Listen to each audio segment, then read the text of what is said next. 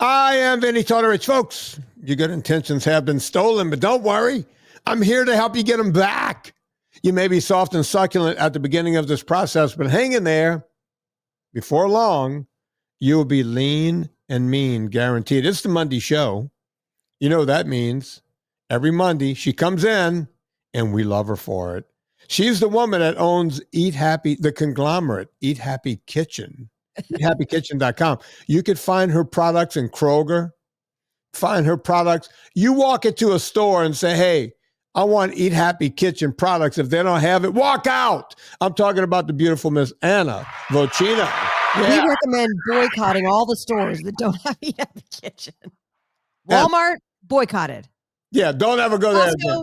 Boycotted.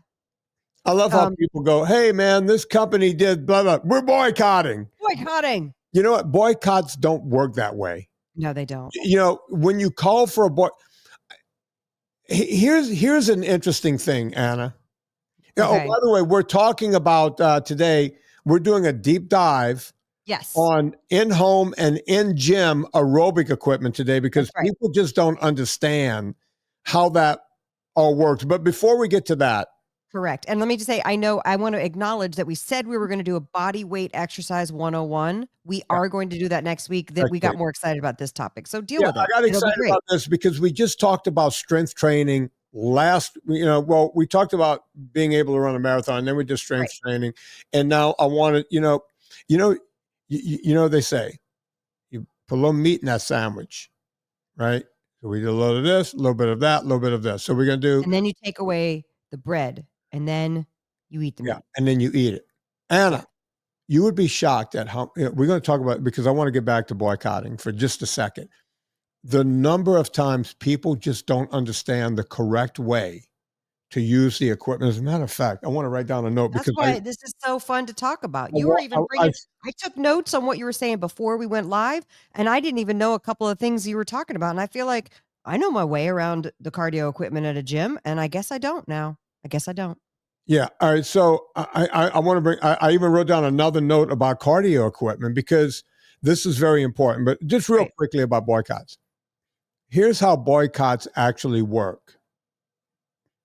In today's world where everyone has a mic, if you don't like what someone says, it could be politically or whatever, people go, oh, go boycott that product. Like they'll start a campaign, boycott. I remember one time a buddy of mine was going, I said to him, I said, he goes, where do I get this? I said, oh, just go over to Home Depot. He goes, no, I can't go there. I said, what? He goes, I can't go to Home Depot. I said, no, dude, it's right down the street. This is when I was living in California. He goes, I'm not going to Home Depot. So you physically can. It's right over there. Yeah, like I didn't know, right? He goes, no, you don't know? You can't go there. I'm boycotting that, right? I'm like, you're boycotting a product in home? No, I'm boycotting Home Depot. And I'm like sitting there going, well, good luck with that. Right. And when he told me why, I can't even remember why, but it had something to do with politics and his politics and the whole thing. I was like, okay, I sat here and listened to you and you didn't make sense. Right. But on the other side, here's how a boycott does actually work. Bud Light ran an ad that people didn't like. Yeah. People felt mad about that. Yeah. I didn't know who the person was. I didn't know what happened. As a matter of fact, I've never seen the ad. I haven't either. But you know what I have seen? Where do I care to? I have seen I've seen the fact that they're losing still 2 years later, up to $2 billion in profits per year. Oh. From an ad that they decided to run 2 years ago. Yet I've never had a friend tell me, because I got a lot of beer swilling friends. I'm from Louisiana where crawfish boils go around. And now you live in Virginia where there's a lot of beer swilling. Right. And I haven't heard one person say, I'm boycotting Budweiser, but people decided, you know what, this is a crap, cheapy beer. I could just go drink Miller. Same thing, different day. Right. That's how boycotts actually work. People won't say, let's do a boycott. They'll just go, you know what? I didn't like whatever that was. Yeah. So we're going to go do this. Right. Right. So I guess in that sense, it did kind of work. Because if they're losing $2 billion a year. That's But when boycotts work. where I have the issue is where like politically or whatever, people won't take voiceover jobs, right? For Really? certain, they won't do voiceover jobs for certain companies because my husband owns a voiceover agency. That's So he right. deals with talent saying, I'm not going to work for that company or do audition for this thing or whatever. And I always say, do you know how hard it is to get a job and how competitive it is? Just do, if they want you for the job, take the money. And if you really feel that bad about taking their money, you can donate a portion to whatever cause you want to donate it to. But make your bill. Like, go make your mortgage, make your car note. Like, what are you doing? But then again, I prioritize that over political things. So everybody has their own choices. But Well, look, this, can I just butt in right there? Back yeah, when I was a model, there was one ad company, and I got offered 2 or 3 times that I wouldn't do. yeah. And it wasn't because of my political views on the product. It was because it was a print ad. And I don't know if you know, in print ads, they do buyouts. Like they'll say, we can use this image into perpetuity. Right. They give you a lot of money, for that. It's one day of work, and you get somewhere between $10,000 and $20,000 for one day of work, which is way more than you get on print ads, especially if you're a dude. But it was R.J. Reynolds. Oh, yeah. And it was I understand. it was Marlboro, right? Mhm. So Because that would have been still now, you would have had the Marlboro picture haunting you, trying to be the fitness guy. Anna, Yeah, I I get it. took one picture with pearls around my neck, naked on the beach in 1991. And it's still haunting you. It's still out there. You see what I'm saying? It was a national ad. It was an international ad. It went, it was around the world. And that thing still exists, right? I don't know how it exists. I guess I get that as far as being on camera, but I guess with voices, I'm like, who With cares? Just do the voiceover, job. yeah, Voiceover, just do it. Who gives a shit? yeah. All these people handing in their Teslas and going, bye-bye, Tesla. It's like, I know. It's okay, you know, Lauren had a talent that he wouldn't say why he had to look at all the scripts, and we kept asking him like, is there a filter you can tell us about so that we can know, we can like pre-vet these scripts? Because he had a client that was a gas station, I don't know, like a Quick Trip or a Sheetz or a, like a gas station that has the convenience store on the inside. right. I can't remember what it was, but he was doing the announcer, and he was making good money off of this thing, doing it quite regularly. And he would always like insist on seeing the scripts. And then there was like a rush casting thing, and I could not get the script for from the client. And because it's 9 a.m. East Coast time, we woke up to him. The engineer called us and said, this talent walked. He walked. He's not doing it. Wow. And I was like, what? And he said, yeah. And he was mad that you didn't get him the script ahead of time. And I was like, well, I mean, this is what, you know what I mean? Like sometimes it can't happen. Most of the time, by the way, you don't get the script ahead of time. You just show up at the job and they put the script in front of you, you read the words, you go home, you get paid. Right. So, but there was no time with this one. So of course we offered to pay. Lauren paid for the studio time. We lost the client. They never worked with us again. The talent, basically, obviously Lauren never worked with the talent again. Turns out he was a vegan and didn't want to read any spots that had meat mentioned, despite us repeatedly asking him, hey, what's your criteria so we can understand what it is we're looking for. Right. Would it have helped in this situation? Maybe not, because we couldn't get the script from the client before the session because it was a rush thing. But he walked because he mentioned hot dogs. And the thing that got to me was like, you know that this place sells hot dogs whether or not you utter the word hot dog or not. Like they're not stopping selling hot dogs. So you walking out just fucked you out of a job, fucked us out of a client, fucked you out of working with that engineer is going to tell everybody that you walk. You know what I mean? Like it's like right. You know, planning. That kind of a boycott. I'm like, that's stupid. And Hollywood is so small, man. You hear everything. You know. Yeah, sometimes you got to just put your pride aside. But if that's the hill he wants to die on, yeah, look, and it's done. And that was several years ago. It's done. It was right before pandemic. And I think to myself, you know what? That was his choice, and that's fine. I guess he didn't want to put it in writing. I don't know why. He would never email back what his criteria was. So I don't know. I'm not going to do a deep dive on that guy. But anyway, boycotting is there's a boycott coming up where they're saying don't buy anything on February 28th. I've seen that in my feed. For what And I'm reason? like, but then I was like, I think it's Amazon. I'm not sure, but I'm sitting there going, as a business owner, please don't boycott my company. Please buy stuff from Eat Happy Kitchen on February 28th. I guess. I don't know. I don't understand the parameters of it. I kind of just scroll past. But look, Anna, it's not going to work because as I started this conversation with, you can't tell people do my will, go boycott. But if people don't like something, they will vote with their pocketbook. Right. Which is what happened with Budweiser. And I think it happened. Did Target do something? And I think Target, I don't know. Did Target do something? I was listening to a podcast or something where, I remember what it was. Target was, I don't want to get into it. They were selling a certain kind of bathing suit for women that men can wear. It was called the tucking bathing. I'm not making this shit up. And then, what? And then Target said, yeah, we're not going to sell that because they just look down the road and go, we don't want to get Budweisered, right?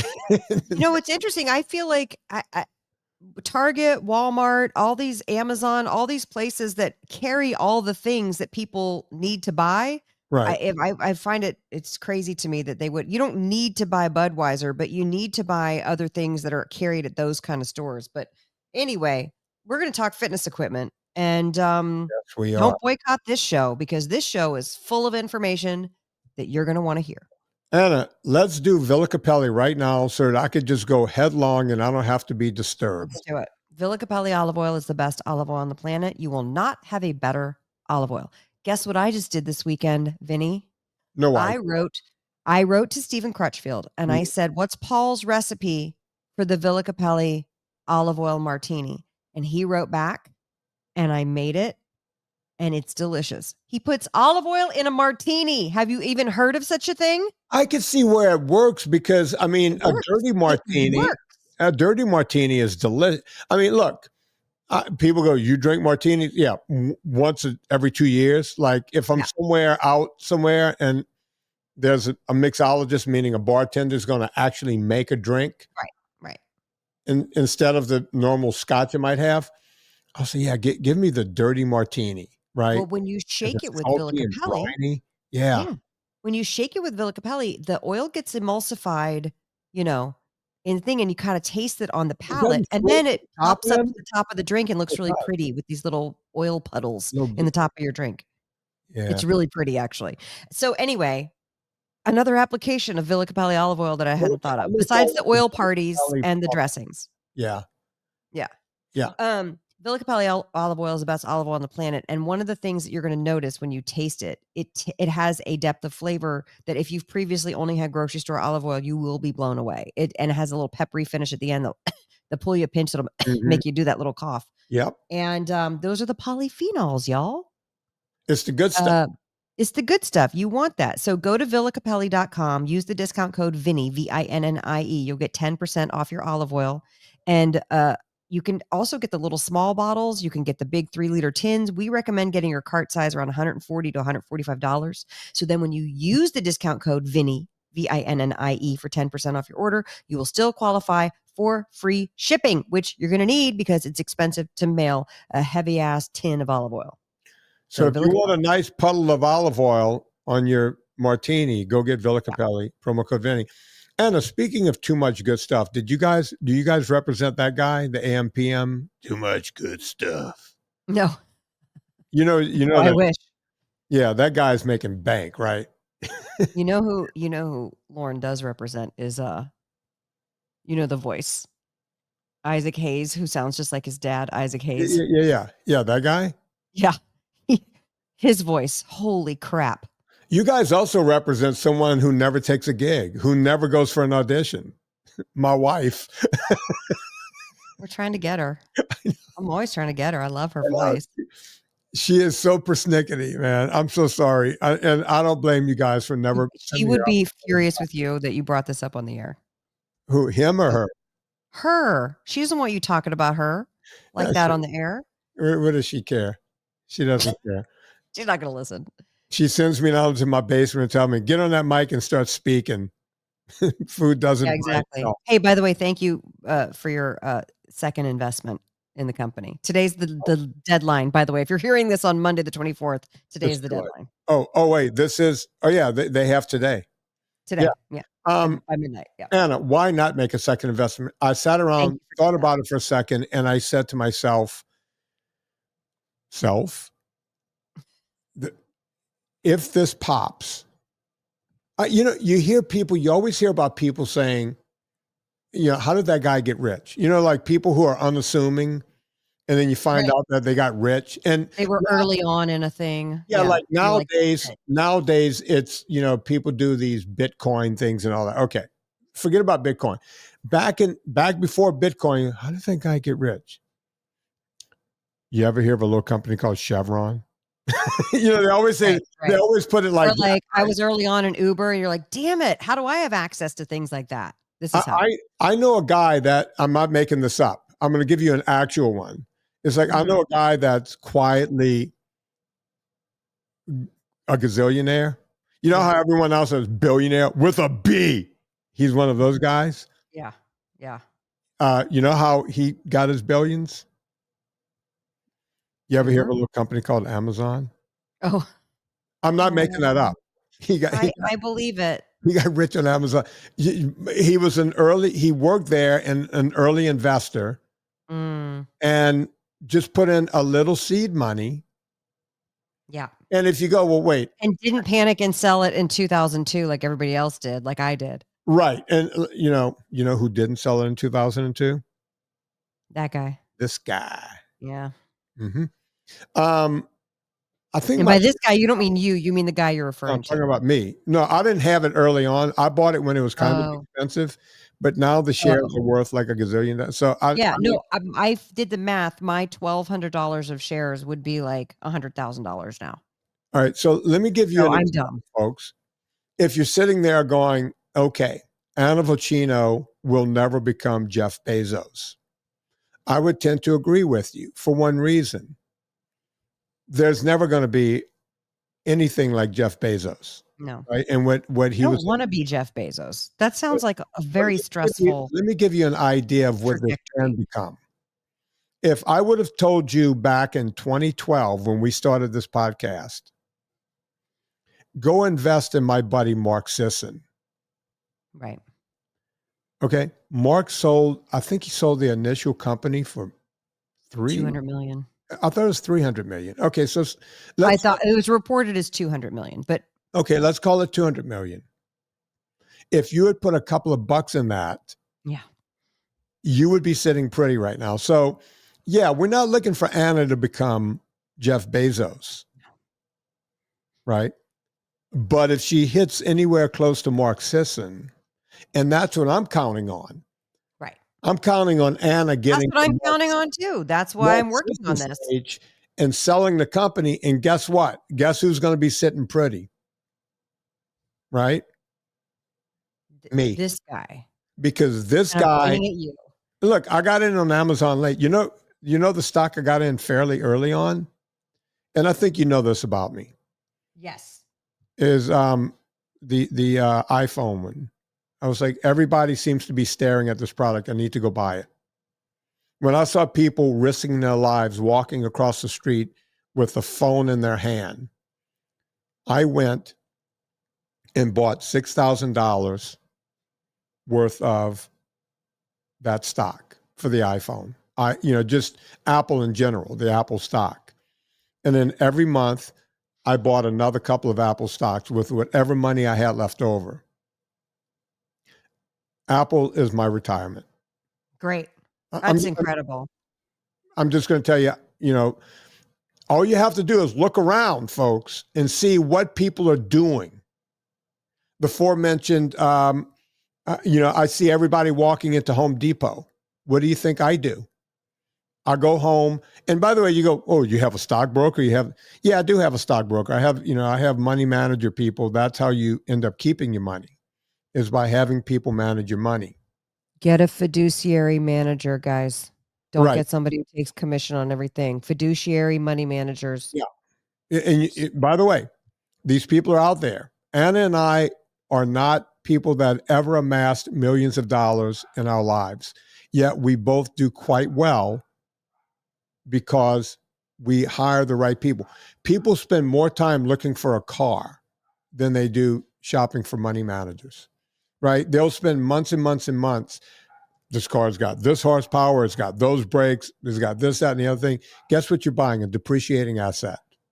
No matter what's in that car, the day you buy it, it's already going downhill and there's something better coming out. It's the worst investment in the world. Home Depot, on the other hand, that keeps going up. Yeah. Right. And you'll go, oh, Vinnie, hardy tight. No, I had, what was it called? Ameritrade, TD Ameritrade. Mm-hmm. And then it became Schwab or something else. And I also have the other one, the small town thing. That's where most of my money is. I did it in Donaldsonville years ago when I was living in New Orleans. I got a broker in Donaldsonville, a person I knew, a person I grew up with. So I can walk in and go, I only have a small amount of money. When you look them in the eye and go, what should I do with this? Right? That's how that works. Moving on. That's enough Dave Ramsey advice for one day. There it is. You start talking about gym equipment. I will be right back. Okay. I take everything I talk about here from pretty much the phone calls. People write to me. I do the phone calls every week, and I learn what people are doing and not doing and the whole thing. And they, when you get the questions over and over, you realize maybe more people have these questions. So I'll get, hey, Vin, I have room for one piece of in-home equipment. Tell me what to get. Should it be the rowing machine? Should it be a spinner, a treadmill, what have you? The answer is, I don't know. The true answer is, which one are you willing to use? So I always start with that. Which one do you think you will get on? Because when it's shiny and new, you're going to get on it on day one and day two, and you might make some kind of decree. I'm going to get on this thing every day for an hour for the rest of my life. We make all of these weird decrees, right? When we get a new piece of equipment, and then a week later, you're barely getting on it. And then 2 weeks after that, it starts collecting dust. A week after that, you're hanging clothes off of it, and it never gets used again. So I just mentioned three pieces of equipment, the treadmill, the rowing machine, and the bike. I shouldn't have mentioned those three together because the problem with it is that treadmills, like a really good treadmill, starts at a couple to a few $1,000s unless you buy them used somewhere, which is also a good way to buy them. I think a rowing machine, a Concept 2, which is the best rowing machine in the world, I do not get paid by them. I'm just telling you the truth. They come in right close to $1,000, right? A couple of years ago when I bought mine, they were $880. With shipping, I think it came right to $1,000. So it's not going to be much more than that now. That's a piece of equipment that never breaks, and it's always there. A spinner, yeah, you could go buy an expensive, whatever. What was that thing everyone was buying with the workout plans? The Peloton. That's a $2,000 piece of crap, right? Explain that, because I feel like they did a Debbie Downer sketch on the SNL 50 anniversary, and I feel like Debbie Downer. Yeah. I'm like, well, the Peloton's actually a piece of crap rebranded. Wah, wah. But if it comes from you, it seems to not be Debbie Downer. So explain what you mean when you say the Peloton's a piece of crap.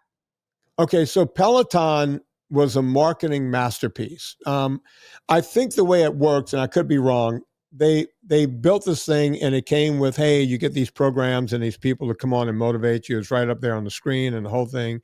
And you just, you do the workout with the person. It's like being at the spinning studio. Okay, great. At first they were selling these things for about $800 or $1,000, right? They weren't selling. No one knew what they were. So they did something that goes on in marketing where they doubled the price. They made it $2,000 and then everyone bought them. And you're sitting there going, wait, what? No, people will go online and go, what's the best of the best? You'll see $2,000. You'll realize you can't really afford that. So they'll tell you 10 easy payments of $200. And that's cheaper than, signing up to go to Soul Cycle for a month, right? And all of a sudden you're in. They did that kind of marketing, right? You can give us a bunch of small payments, buy this thing on time, and you will own the best bike with the best programs and the whole thing. And then to the person that really couldn't afford a $2,000 bike, you're going, this is now a no-brainer, because for my $2,000, I also get all of these free workouts, right? Until it's not free anymore because you have to keep buying whatever, right? So that's the problem with the Peloton. The problem with the spinner, so people go, well, which brand do you use? I've been using the one I have now is at least 15 years old, the Schwinn spinner. I've rusted through, this is my second one and it's still here. I can make them go for years and years and years. I sweat through them. Back when I was ultra cycling, of course, I was doing a lot more on them, and they last forever. My brother, my Mark, that he's been on this podcast, he's now getting on his Schwinn spinner that I got him to buy. Great.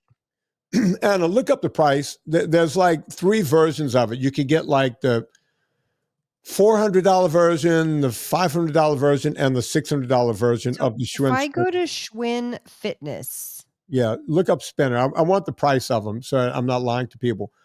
But the bottom line is, They don't say spinner. So this is where I get confused. There's indoor cycling, there's Aerodyne bikes, there's recumbent bikes, there's upright bikes. Okay. I know I feel like you call them spinners because that's what you know what they're called, but like, all right, so people don't know the difference in the bikes. It's not the Aerodyne, it's not the recumbent. What was the third one? Indoor cycling, Aerodyne bikes, recumbent bikes, upright bikes. All right. Indoor cycling. Go there. Okay. And so there's going to probably be 3 choices. I tell people, get the cheapest choice. All the other ones are just bells and whistles, right? Okay. So $699 or $799. Oh, so they have 2. I thought they had 3. So the one my brother has is the $699 one. I've actually used that one. It's exactly what I have in my gym, except mine is 15 years old and looks more antiquated, but they work exactly the same. The only thing I didn't like on my brother's bike is his saddle. Had I thought about that, I would have brought one of my Brooks saddles just to pop on for the week I was staying at my brother's. I think that's a really good tip, and I hope that Deborah links to that, because the thing that I complain about most is that how it hurts my sits bones even after doing it for a long time. Because you're like, oh, you'll get used to it, and then I feel like I never get used to it. I hate those. Find saddles and go to your local cycling shop and say, hey, I have these problems, that problem.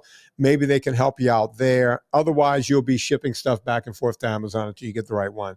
At any rate, $690. You said $695. That's $699, but the other one that's $799 is actually $200 off. It's full price $999. Right. So here's $1,000. the deal. $699. That's brand new from Schwinn. I guarantee you, if you go on Facebook Marketplace or some other marketplace or somewhere online, eBay or any of these, you'll find that same bike for under $300. Do not buy it new if you can avoid it, right? Usually when people are selling them, they're not used at all or so slightly used you would never know. I had a woman, I used to say this on the podcast, I had a woman in LA who took my advice. She bought a brand new Schwinn spinner for $175, and the dude delivered it to her house. Now, that's how badly he wanted to get rid of it. Yeah, I would not, if you're a single woman, I would not have some dude showing up to my house knowing where you live, right? True. She took a chance. Get a friend to go meet the dude in the parking lot with you and put it in his truck and take it to your house or something, right? So be safe about these kind of things, but you can save a ton of money. These things exist online. You can go to Play It Again Sports. They might have one there. And it's not just the Schwinn brand. There are other brands like it, but I just can't go out there and look at every brand. So what do you get? Do you get the treadmill, the rowing machine, or the bike? I'm going to give you the pros and cons. Let me throw a fourth one in there. Or you mentioned the Aerodyne, right? I have the Echo, which is the same thing. It's a bike where your hands go at the same time, right? It's a big fan on the bike. Kind of like the elliptical where you do the arms and the legs at the same time? Yeah, the arms and legs at the same time. It's an even better workout. So Let's take those 4 pieces of equipment, in-home equipment. Okay. Which one should you buy? First, the answer is the one you think you will use. Right. Okay. Now, let me tell you the pluses and minuses of all of them. The biggest plus of everything would be the treadmill, because that's a weight-bearing exercise. You're on your feet and you can walk and you can get your heart rate up without running by using the incline, and you're still walking. So you can bring your heart rate up into zone 2 or even zone 3 or zone 4 on a walk and never bang your legs up running, and you're getting weight-bearing exercise. So I can make a strong recommendation and go, that would be the best to use. Okay. The other 3 mentions, the Aerodyne style bike, the spinner, / Echo. Yeah, / Echo / some people call it the Assault bike. So it's called either the Aerodyne, the Echo, or the Assault, because those are the 3 brands. Aerodyne was the first one in the market all the way back into the 70s, I think. But the other 2 are actually better. The Echo, I think, is the best of the 3. It's the one I own. It's the one Rogue puts out. I've been on that one. Of course, the Aerodyne is a bit rickety, but they work. And I've also been on the Assault bike, which is very close to the Echo. There's just a little more vibration in that one. I find the Echo to be the best. That's why I bought that one. Right? Okay. Okay. The problem with the Echo, the spinner, and the rowing machine is that there are all 3 non-weight-bearing exercises, meaning you're supported when your weight is supported by your butt. Swimming is a non-weight-bearing exercise, right? Weight-bearing means you're on your feet. Your frame is bearing your weight. Your skeletal system is bearing your weight. Okay. That's the best exercise you can do. Okay. So for the other 3, now you're going, well, which one? Well, the spinner only works your hips down, right? Okay. So you're getting a lot of leg work, and you can easily get your heart rate where you want it to be. But of the 3 non-weight-bearing exercises for homes, I would say the spinner is the least effective. But let's say you're a cyclist and you like to do weekend races and this and that and the whole thing. Now the spinner becomes the best option. See, there's no simple answer to any of this, Anna. Does that make sense? Yeah. So there's a but. The Okay. spinner becomes, if you're a weekend warrior and you like to go mountain bike racing and doing that kind of thing, the spinner may be your best option. Now that leaves you with the Echo bike and the rowing machine. I say pick it. Pick it, because they both work a majority of the muscles in your body in an aerobic way, right? The Echo bike probably works close to 90% of all the muscles in your body. The same can be said for the rowing machine, right? I think whenever you see the ads, and when I think through the rowing machine, it's somewhere between 80 and 85% of all the muscles in your body. Of course, you know, and they both work those muscles in different ways. If you think you will spend more time on the Echo bike or the Aerodyne, go for that. If you think you're going to spend more time on the rowing machine, go for that. Which one do I use? Aha. I have all 3 in my gym. When I don't want to be bored. How do you have room? They're stacked one next to the other. Oh, okay. Because they don't take up a lot of room, right? They're pretty slim, all 3 of these. Yeah. As a matter of fact, when I'm on the spinner, and I don't drink water from a squeeze thing. I drink water from that can, from this bottle. Yeah. I don't want to fall back from getting dizzy. I hold on to the handle of my Echo bike to lean back. Oh, there you go. And when I'm on my Echo bike, I put this, because nothing, I don't have a table. I put this next to the seat, on the back part of the seat of my spinner, so I can grab it fast. right? So that's how close they are together. I just get off of one and get on the other. Now, if Serena and I were using them side by side, we would be in each other's grill. I would have to separate them, but that never happens, right? So my thing not to get bored and to keep general fitness at its peak when it comes to aerobics, I'll do 20 or 30 minutes on my spinner, followed by 20 or 30 minutes on my rowing machine, followed by 20 or 30 minutes on my Echo bike. So if I do 20, 20, and 20, obviously that's an hour of aerobics. If I do 30, 30, and 30, that's 90 minutes of aerobics. And it's always determined by the time I have, right? And sometimes I get bored with that. I'll go, okay, today I'm going to do 45 minutes on a rowing machine and 15 minutes on the spinner, right? I switch it up all the time because nothing keeps you in tip-top shape more than just changing it up, right? The other thing I'll do, if I'm coming off of phone calls, I'll be outside walking with a rucksack on. Don't forget about the rucksack, folks. And you don't have to go buy a fancy Go Ruck or anything. For years before I had the fancy Go Ruck, I just threw stuff in my backpacks. As a matter of fact, if you do decide to spend a shit ton of money on the Go Ruck, do not get it without getting the waistband that you can add to it, right? Because Why? it allows you, because I have a bad neck from football and Right. everything. That's right. That's why you don't like the weighted vest. You prefer the right. Yeah, and when you do the Go Ruck without the waistband, now all the weight is on my shoulders, and I'm good for about a half an hour, 45 minutes. But if I'm going an hour and a half, or 2 hours, it starts weighing on my neck, especially once I get past 40 pounds. Like if I'm doing 20, 25 pounds, which I never do, I'm okay. But when I get into that 40 plus pound category, it's bad, right? So what I do is, Go Ruck makes a strap. It wasn't available when I got my Go Rucksack, right?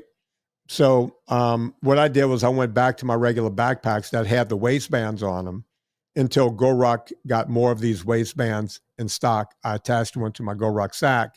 I'm back onto my Go Ruck again, right? So if I go outside and I'm talking on the phone for, an hour and a half, 2 hours, talking to clients, I'll have the Go Ruck on and I'm walking the neighborhoods, right? Right. People go, I don't know how to get 10,000 steps in. I'm working and getting 15,000 in. I'm not saying, whoop-de-doo Vinnie. Yeah, no, that's not this. This is, I figured out a way to do my job. I actually think clearer when I'm walking. I'm helping me. I'm helping someone else. It's a win-win. And then if I'm not done, when I come in the house, I'll just take the Go Rucksack off, hop on my rowing machine or my spinner or something else and go for an extra 15 or 20 minutes. Why not? That's how you do it. That's how you get it in. Sometimes I get home and I have another meeting with Chris or something. So I'll be sitting here, but I won't take my sweaty clothes off, right? In the summertime, I'll take my sweaty shirt off, put a dry one on, but then I'll get back on the spinner or something else. Why not? Our bodies were never made to be sedentary, ever. Right. So why do it at all, right? So that's in home. Now let's get to the gym.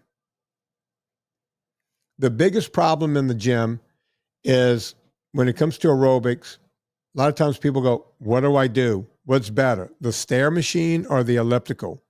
Right. Again, it's which one will you do? Both of them are good and they're both low impact, right? High impact would be jogging. Low impact, you say, wait, steps are low impact? Yes. You're not pounding down. You're stepping up and smoothly stepping onto another step. When it comes bang for buck, I like the stair machine better. The beauty of the elliptical machine is most of them have the hand thing. So now you're working your upper body with your lower body, right? Almost like cross-country skiing, right? Which brings up another machine that Concept 2 makes, the ski erg, where you're just doing the top part of the ski exercise, where you're just pulling these handles down as if you're, cross-country skiing. Your legs are in place, so you're not getting any leg work, but I like that machine. As a matter of fact, I talked to Mike, the guy that owns the gym, and said, Mike, we need to get one. He goes, oh, I have one in storage. I said, we need to pull it out. I love that machine and other people love it. Let's pull it out and put it into active use. Because I was trying to find a place to put it here in my gym because there's a uniqueness about it. And they're not super expensive. Can you look up the Ski Erg, Anna, by the Concept 2? Concept 2 Ski Erg. And by the way, I would buy it without the stand because I could just hang it on the wall. You don't need to buy it with the stand. You could just get the thing without the stand. I don't want to spend that extra space in my gym. It's $850. With or without the stand? Oh. Anna will look that up. And with floor stand, it's $1,070. Okay. So either way, it's not crazy expensive. And if you have it in your gym, folks, start using this piece of equipment. Go online, watch a couple of YouTube videos of people doing it correctly, and you'll go, okay, what's that working? It's working your upper body. You would be shocked at what it does to your abs long term because you're doing your abs, you're working your abs aerobically, which is something you never do. Whenever we do ab exercises, it's always anaerobic, right? It's a weightlifting exercise, but now you're doing this aerobically. You're becoming fit the way people, you ever look at a cross-country skier? Those people are amazing. Yeah. They are amazing, right? So there's that. I love that machine. Look into it. It's a good change up. It's more of an upper body and hip flexor exercise and midsection exercise. Do it. If you have that machine, do it. I think I named all of the major machines out there. I always tell everyone the best form of doing a treadmill is to not do the treadmill at all. It's to walk outside and get some fresh air and some sunlight. So that's the best version of that. I was watching a competition that goes on every winter. It's indoor rowing, right? Indoor rowing has become its own thing. So it's, as I call it, a masturbation competition because I call everything we do indoors masturbation of the sport. So when I'm rowing, that's masturbating because I'd rather be rowing on the water. Right. When I'm on my bike indoors, that's masturbation because I'd rather be outdoors on a mountain bike in a mountain somewhere. Right. Now there are masturbation competitions. Right. And people do, Concept 2 has taken the world over with these. You could be the best in the world on a rower. Right. And there's this winter competition. And this is a little off of the subject of what we're talking about, but it's the same thing. It's up in the north. I want to say it's in, it might be in Massachusetts. It might be, I don't know. I think it's in Boston. They're called the Crash Bees. And the Crash Bee competition just went on. And they have all these rowing machines lined up. And they have the heavyweight competition, meaning anyone over 168 pounds, and the lightweight competition and all this kind of stuff. And good friend of the show, Dan Lynch, my buddy, he's my age. He's the guy I went to Mammoth with last year. Dan became the champion of his weight division, Crash Bees. So good on you, Dan. You're the best rowing masturbator in the world. I don't know why that's so funny, but it is. But Dan sent me a bunch of videos of the other champions, right? Women, men, and the whole thing. And the one thing I noticed, and this is something I've talked on this podcast about, and we're taking a bit of a left turn here, right? Dan was the best looking in shape person there. He was lean and mean and the whole thing. A lot of these people had some weight to lose. Some of them were obese, right? I love that they're there kicking ass and doing these sports, but it goes to show you, you could be in great shape from an aerobic activity like rowing and still be morbidly obese. It's the same thing I've said for years about running a marathon. People go and run marathons because they want to be, in your mind, you go, okay, 20 weeks of training. I'm going to do all this running, everything. I'm going to be lean and mean and sinewy. I'm going to look like the guy from Kenya. And it turns out you never end up looking like the guy from Kenya. Right. Sometimes people get to the starting line of these marathons and they're heavier than when they started training. That's why I'm always saying when it comes to losing weight and getting in shape, it's two different things. Getting into aerobic shape or getting into anaerobic shape, meaning putting more muscle on, is one thing. It does not guarantee that you will lose a pound of fat. As I've said on this show a gazillion times, Anna, exercise is a poor way to lose weight. Yeah. And when I was looking at these people at the Crash Bee, and they give you a hammer, right? If you win, you get a hammer. And these people are on the podium with their hammer. And I was proud for them because these people work their asses off. And look, some of the numbers they're getting, I can't get, right? They're nailing this shit. So fitness-wise, aerobically, they're in great shape. They've been working all year, sometimes for years, to get into this kind of shape to go do this. Yet they still have a lot of fat. They do not look like the collegiate rowers and the guys you see in the Olympics, the guys with the incredible thighs, the women with the incredible thighs, and the big giant backs and all the muscle and the whole thing. Maybe they were that person at one time in their life. Maybe they were on their college rowing team. Maybe they made it to the Olympics. I played college football with a guy that went to the Olympics in doubles, Raul Rodriguez. Go look him up. Probably 1984 Olympics, I'm guessing. If I'm thinking through it right, maybe was the Olympics in 84? That was in Los Angeles. Maybe 88. One of those two Olympics, Raul went to the Olympics. Maybe 88. Looks like Anna might be looking up Raul Rodriguez. I'm not sure. But yeah, I played college football with the guy. Raul was this incredible rower. He and his brother, I think they did doubles together. And I think they brought bronze home for the United States, maybe silver. But they did I really spelled well. his name wrong. Silver. Yep. Silver with his brother, right? I hadn't gotten that far. His father was one of our doctors, team doctors, Dr. Rodriguez, and was a Cuban immigrant who rowed for Cuba back in his day. That's how he taught his kids how to row. It's a pretty amazing story, right?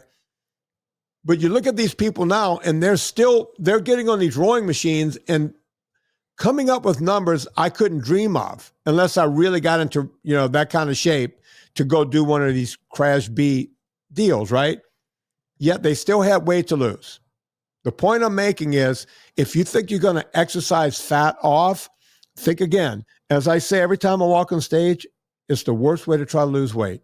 It just doesn't work. Now, if you're doing everything else correctly in your diet, meaning you're eating low carb, you're eating a lot of protein, you're eating a lot of fat, you'll keep the muscle in your body with the protein. The fat will be your energy. It's going to help you also burn fat. And you're not carbing up. You're not storing long-chain triglycerides as fat, right? You're keeping your insulin at bay. You can become a better athlete. You can lose weight because most of those people that masturbate in the winter on the rowing machine, at some point in the spring, they get in a boat. Yeah. Right? And if you get in a boat, look, I use these boats. I don't own a boat because they're expensive. I belong to a club that owns a lot of boats. These boats, these 20-foot long boats are so light you can almost like spin them like a basketball in your hand. These things are light, right? They're light for a reason because you want to have less drag in the water. If you weigh less, you have to put less torque into those paddles to go as far as someone who weighs 20 or 30 pounds more. So why not work on that? Since you're going to be getting off the masturbation machine and onto the water at some point, why not do both? Am I making any sense here? You are. And I think that this might be the episode where you said the word masturbation the most of any episodes. I think we should call it the masturbation episode. I don't think so. Less mastication, more masturbation. Now I sound like a Baptist preacher. Mm-hmm. Yeah. Well. Yeah. So there you have it, folks. I don't think I can do any better than that, Anna. We're going to have to shut this down. Listen, Pretty good. Pretty good. And we're guys, done at top of the hour. Anna, be quiet. I'm trying to give you some help here. Folks, I'm going to tell you one more time. Anna Vocino, go right now. I just gave again. I just put more money in because I looked at it and went, you know what? Let me double. Because now all I got to do is sit back and let Anna do all the work. I don't have to do anything. Right? I put the money in. Now Anna's got to go. It is a lot of work. I'm not going to lie. Yeah. Go hustle, Anna. No, well, listen, I just got back from pitching sprouts yesterday. So the hustle is real. I did it. I left everything on the table. You know what I'm saying? Now it's up to them. Good. Yeah. It was a great pitch. But I'm also, you know how it is. Look, if it was easy, everybody would do it. Right. So go check out that. Anna Vocino is still selling powders. You need to get the salt. My salt just came in about a week Have you been ago. putting it on stuff? It's marinating on 2 steaks right now. We added that and we put the barbecue and we let it sit. You layer it. You can layer it. Yeah, we dry age it for a day or two like that in the fridge. Perfect. Boom. Folks, you want to get Anna's dust. Go get her dust right now. She's Gold Dust Woman. That's right. Yes, she is. So go check all of that out at eathappykitchen.com. Go to Anna Vocino at annavocino.substack.com. It's Anna Vocino, right? Yes. Yeah. Go check out everything you're doing. You know what we're doing? Yeah, but I don't know if it was Eat Happy. Oh, yeah. Well, that's where I put up all my new recipes that aren't involved in a cookbook are at my newsletter at the Substack. Yeah, you get it all. Once you're on there, folks, you get it. It's all there. Someone was asking me about the VIP. It's not open right now, but put your name in. Whenever we open it up, we'll do enrollment again sometime later in the spring, maybe the summer, and then you guys can get in. Everyone loves the VIP, so go sign up for that. Amazon, you know what to do before you go to Amazon. Go to VinnieCharteris.com. Puts a little coal on the fire, gets my train down the track. On behalf of Anna Vocino, my name is Vinnie Tartarich. Put life into living and let's do the hustle.